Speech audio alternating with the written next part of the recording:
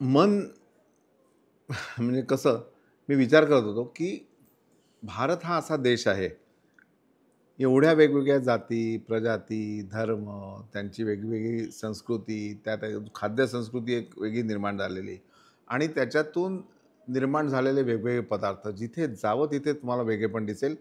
हे वेगळेपण जेवढं भारतात आहे ते जगाच्या पाठीवर कुठेही नाही आहे. हे मी गॅरंटीने सांगतो, कारण मी स्वतः फिरलेलो आहे, पाहिलेलं आहे. कारण माझा विषयच हा आहे. असंच फिरता-फिरता गुजरातेत गेलो आणि गुजरात म्हणजे काय खाणाऱ्यांची म्हणजे काय म्हणता येईल त्याला चैतन्यभूमी आहे. असं म्हणतात की काशीનું मरण आणि सुरतનું जीवन. म्हणजे सुरतमधलं जेवण आणि काशीमधलं मरण हे सर्वोच्च आहे. तर तिथे स्ट्रीट फूडचा खूप एक भला मोठा प्रकार असतो. त्यात मेथी गोटा भजी असा साधा प्रकार आहे. 3-4 आयटम वापरतात आणि पण ती गंमत कशी आहे, ती गरम-गरमच खायला हवी. त्याच्याशिवाय मजा येत नाही. चला बनवूयात. नमस्कार, मास्टर रेसिपीजमध्ये सगळ्यांचं मनापासून स्वागत. यामध्ये मसाले म्हणजे हे 2च, काळी मिरी, त्यानंतर अख्खे धने. एक युनिक फ्लेवर त्याला येतो. हे असे जस्ट भरडून घ्यायचे आपल्याला.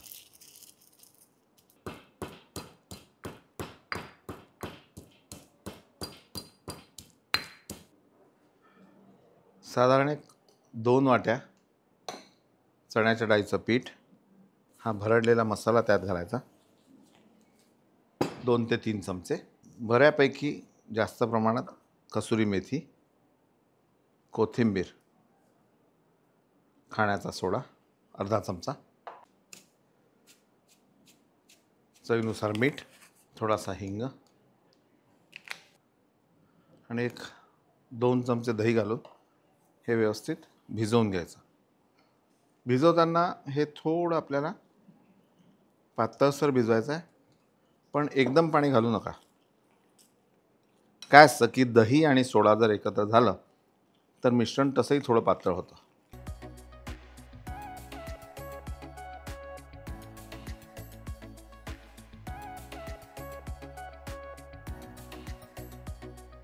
याला एक 5 मिनटं तसंच ठेवायचं आणि पुन्हा एकदा फेटून घ्यायचं. आणि तळण्यापूर्वी तुम्हाला माहिती आहे, संपूर्ण दिवाळीमध्ये ज्यांनी एक वेगळी उंची गाठली ती म्हणजे फ्राय पावडर, की दिवाळीच्या फराळा पाठोपाठ फ्राय पावडरनी सुद्धा तेवढाच धुमाकूळ घातला होता बाजारामध्ये. कित्येक लोकांनी म्हणजे शेवटी आता फ्राय पावडर आमच्याकडली संपली, कित्येक लोकांची संपली असा होता. आणि ती फ्राय पावडर आपल्याला वापरायची आहे तळण्यापूर्वी. तेल हलकं होतं, हलकं झाल्यानंतर कमीत कमी तेल घेऊन तो पदार्थ बाहेर येतो. एवढा सिंपल फंडा आहे.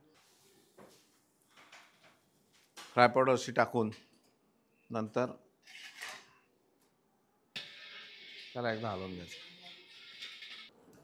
हे बघायला छान असा आतमध्ये बबल्स तयार झाले, म्हणजे गॅस फॉर्मेशन झालं आहे. पाण्यात हात बुडवायचा. आता याचे छोटे छोटे वडे आपल्याला काढायचे आहेत.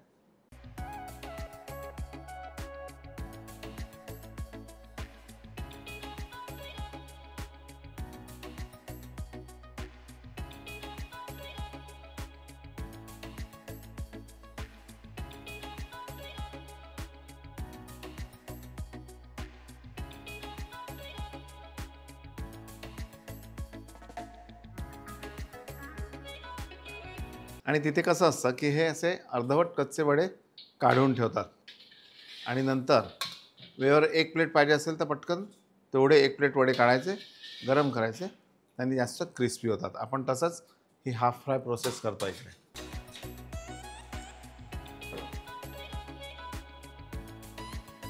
मला कित्येक वेळा असं वाटतं की खूप नेहमी वेगवेगळे मसाले किंवा आलं लसूण कांदा घालूनच पदार्थ चांगला होतो असं नाही आहे. आता हे मोजकेच 2 मसाले आहेत, म्हणजे कोथिंबीर आहे, त्यानंतर मेथी आहे, धने आहेत आणि काळी मिरी आहे. काळी मिरीचा तिखटपणा, धन्याचा एक वेगळा स्वाद, दह्याचा आंबटपणा जो सोड्याबरोबर जाऊन त्याच्यात गॅस फॉर्मेशन करतो आणि गोल होतो आकार. तर हा जो प्रकार आहे हा अफलातून आहे. म्हणजे प्रत्येक वेळी अगदी पकोडे किंवा खायचं काही म्हटलं तर कांदा, आलं, लसूण असं गरजेचं नाही. आता हे हाफ फ्रायवाले आपण याच्यात घालू आणि फुल करू. मंद आचेवर छान याला आत्तापर्यंत तळलं. आता जी आच आहे आता थोडी मोठी करायची आहे.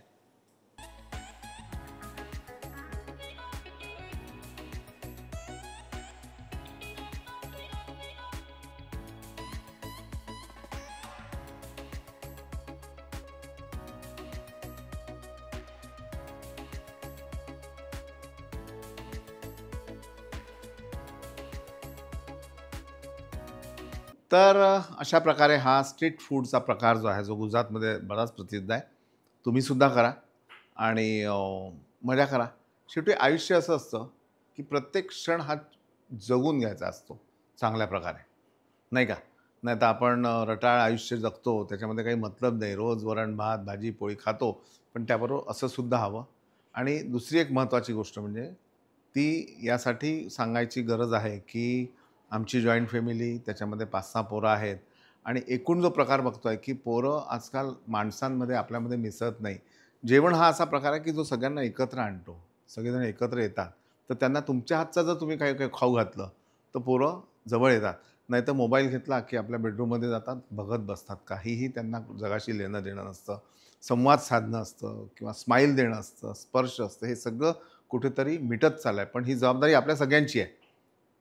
ही लढाई आपल्या सगळ्यांची आहे, की पुढची पिढी जर चांगली घडवायची असेल, तर मोबाईल असावा, पण अति त्याचा वापर नसावा. नमस्कार.